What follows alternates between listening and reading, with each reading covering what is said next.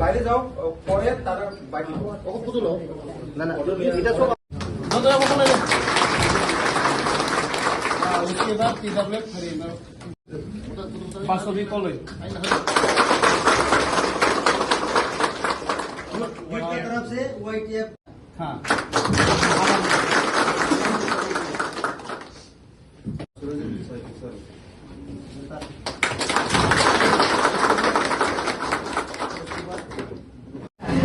देखिए, ये हमारा बहुत खुश नसीब है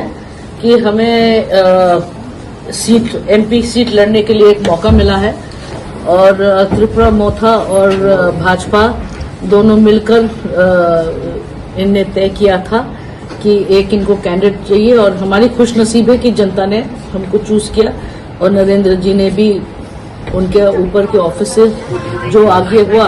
वो हम लोग ने पालन किए और साथ मिलके आगे बढ़ते हैं। हम अपने लोग को आगे बढ़ाएंगे, अपने आवाज पहुंचाएंगे सेंट्रल गवर्नमेंट में और आप लोग सबको बहुत बहुत धन्यवाद कि आप लोग ने सब हमारे साथ दिए हैं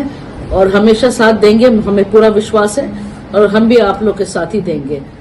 धन्यवाद।